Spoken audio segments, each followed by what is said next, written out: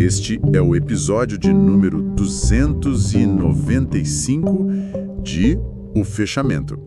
Nesse episódio, vamos conversar sobre a dissertação 50 anos de Coreia e Brasil, Histórias, Imigração e Relações em São Paulo, do Flávio Moisés Soares. A nossa conversa vai explorar a jornada incrível da comunidade coreana no Brasil. É uma história sobre como um grupo de pessoas, movido por circunstâncias extremas, não só se estabeleceu, mas construiu um ecossistema econômico e cultural próprio no coração de São Paulo. E para a gente começar a entender essa saga, acho que é fundamental pintar o cenário dos dois países na época.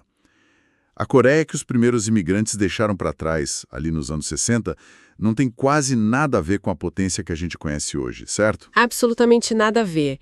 O material de base nos mostra uma península coreana que tinha, acabado de sair de uma guerra devastadora. A Guerra da Coreia é de 50 a 53. Isso, o país estava em ruínas, dividido, com a economia arrasada.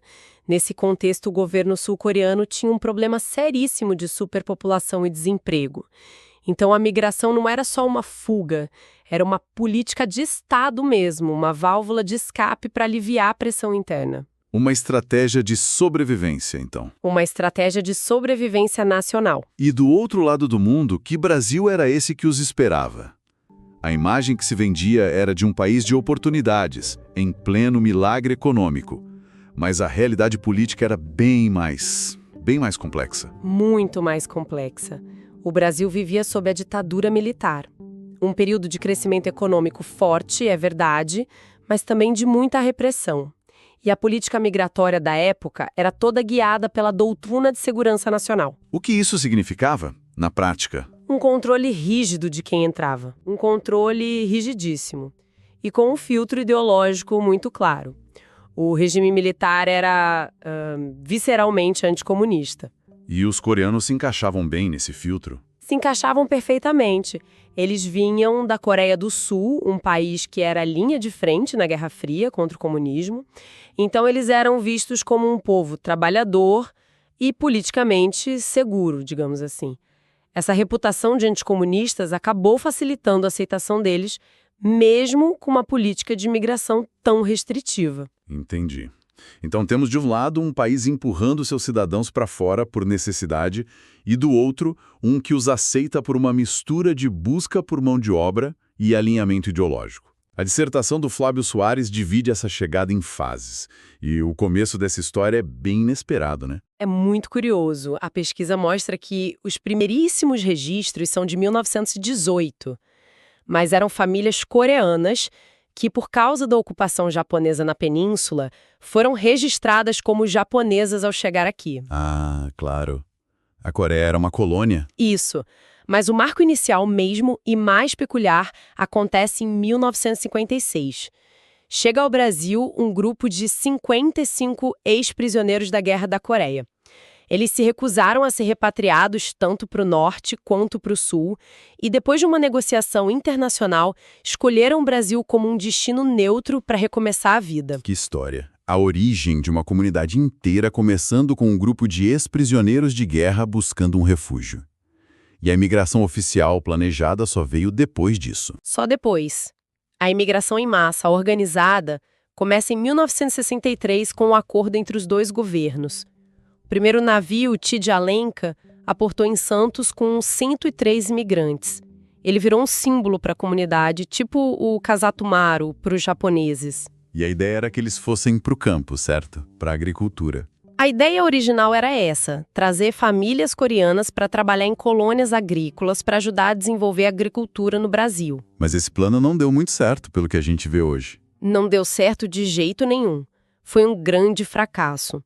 A dissertação aponta vários motivos. As terras que ofereceram eram de baixa qualidade, faltava infraestrutura prometida pelo governo, como escolas, hospitais. E o choque cultural, imagina. Um choque cultural imenso. As técnicas agrícolas que eles conheciam da Coreia simplesmente não funcionavam no solo e no clima daqui. Em pouco tempo, a maioria percebeu que o sonho de prosperar no campo era inviável. E talvez esse fracasso no campo tenha sido, de certa forma, uma benção disfarçada. Por que foi que os levou para cidades onde eles realmente construíram seu sucesso? É uma ótima forma de colocar. O fracasso do projeto agrícola foi o catalisador para a grande virada na história deles. Eles abandonam as fazendas e começam a ir para os centros urbanos, principalmente para São Paulo. E aí começa uma nova fase. Uma nova fase que o autor chama de fase clandestina, ali entre 72 e 84. Como o acordo oficial para a agricultura tinha acabado e o governo brasileiro endureceu as leis, muitos coreanos passaram a entrar no país por rotas alternativas. Pelas fronteiras Paraguai, Bolívia. Isso, cruzando as fronteiras, o que mostra uma determinação, assim, impressionante. Chegando em São Paulo, uma cidade gigantesca, estranha, sem suporte do governo, como é que essa comunidade conseguiu não só sobreviver, mas prosperar tão rápido? Qual foi a fórmula? A pesquisa revela uma combinação de fatores bem interessante. O primeiro passo foi buscar apoio onde ele já existia. No início, muitos se instalaram no bairro da Liberdade. Onde já havia a comunidade japonesa. Justamente. E a comunidade japonesa, já estabelecida, ofereceu uma ajuda inicial. E tinha uma ponte cultural importante.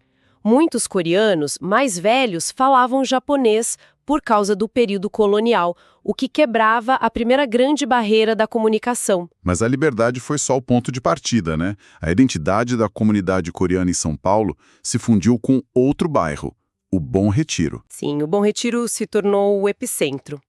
Um bairro com um histórico de receber imigrantes como italianos e judeus que estavam de saída conforme ascendiam socialmente. Eles deixaram um vácuo e os coreanos ocuparam esse espaço. E a dissertação destaca alguns pilares para essa ascensão tão rápida. Destaca 3 pilares. O primeiro é o trabalho familiar. Não era um emprego, era um projeto de vida.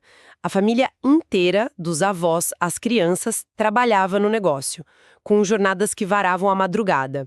As lojas e oficinas eram, assim, extensões da casa deles. E o segundo pilar foi a especialização. Eles focaram em uma área. Mas por que justamente o setor têxtil, o de confecções? Foi mais uma questão de oportunidade identificada aqui. O setor de confecções tinha uma barreira de entrada relativamente baixa. Não exigia um diploma, nem um domínio perfeito do português. Exigia muito trabalho. Exigia muito trabalho, habilidade manual e olho para o comércio. Eles começaram de baixo, vendendo roupa de porta em porta na 25 de março. Depois, abriram pequenas oficinas de costura nos fundos de casa até conseguirem ter as próprias lojas. Eles dominaram a cadeia toda. E o terceiro pilar, que talvez seja o mais forte, foi a rede de apoio interna. Eles criaram os próprios mecanismos para se fortalecer. Sim, a comunidade se organizou de uma forma muito coesa. As igrejas, principalmente as protestantes, se tornaram muito mais que centros religiosos. Eram centros sociais, de acolhimento, de informação, até de negócios. E dentro dessa rede surge uma ferramenta financeira fundamental que a pesquisa detalha: o CAI. O texto menciona o CAI como um tipo de consórcio, mas parece ser algo mais profundo que isso, né? É muito mais. Chamar de consórcio simplifica. O CAI é uma espécie de tecnologia social baseada em confiança absoluta.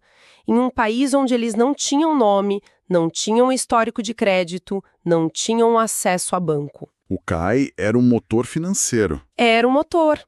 Grupos de pessoas contribuíam com um valor mensal e a cada mês um dos membros recebia um montante total para investir no negócio. Era um capital de risco baseado em reputação.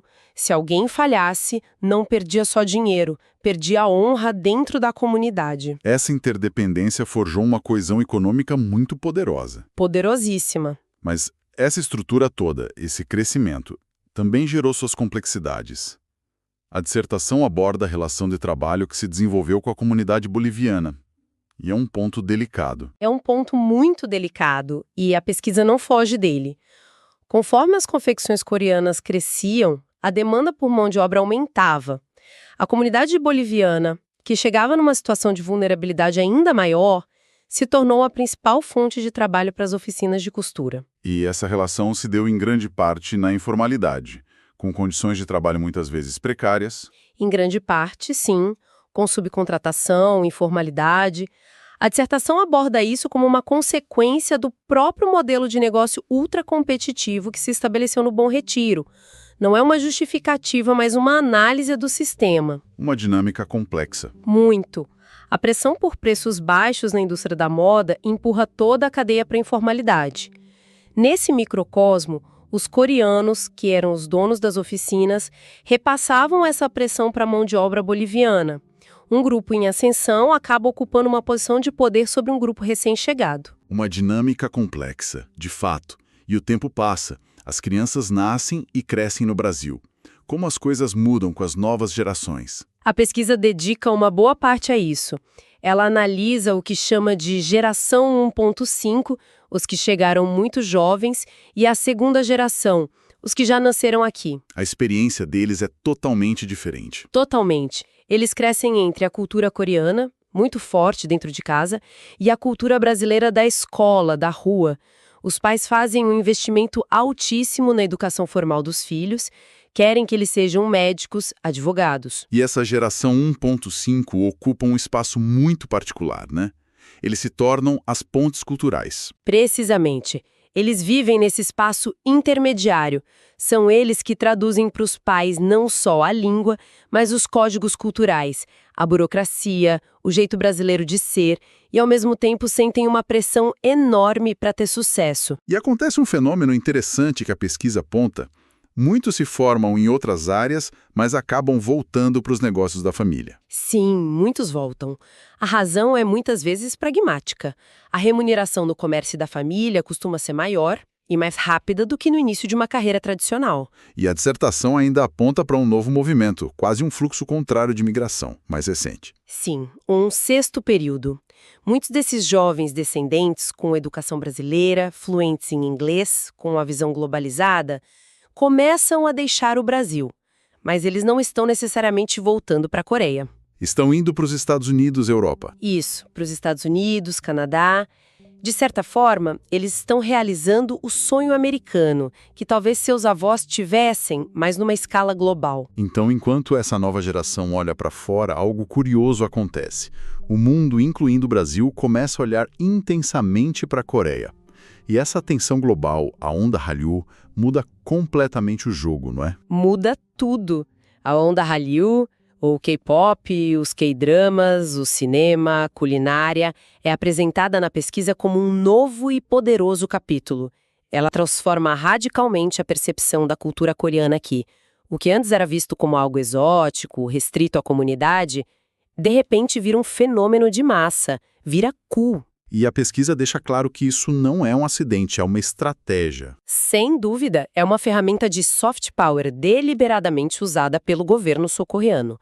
O K-pop foi planejado como uma indústria de exportação global. O sucesso cultural gera dividendos econômicos e diplomáticos. E cria um interesse imenso pelo país como um todo. Um interesse imenso. Impulsiona o turismo, a venda de produtos, o interesse pela língua. O Centro Cultural Coreano, fundado em São Paulo em 2012, é um exemplo concreto dessa estratégia. Um espaço financiado pelo governo coreano, mas totalmente voltado para o público brasileiro para difundir essa cultura. É uma virada impressionante.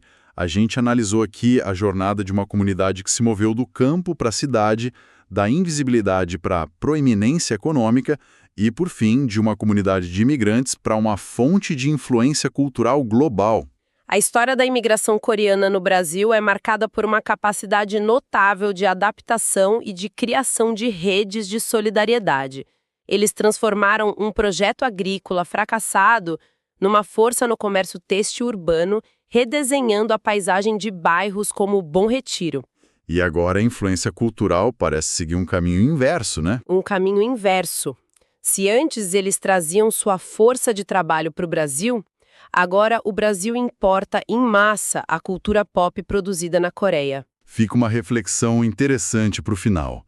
Se as primeiras gerações se esforçaram tanto para construir uma identidade híbrida coreana-brasileira, lutando por seu espaço aqui, O que significa para essa identidade quando seus descendentes, impulsionados por um mundo globalizado e pela força da onda Hallyu, olham novamente para fora?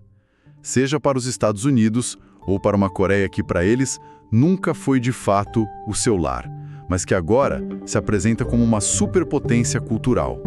E se você gostou de nosso papo, compartilhe nosso podcast com seus amigos, porque é tempo para o entendimento. Até a próxima!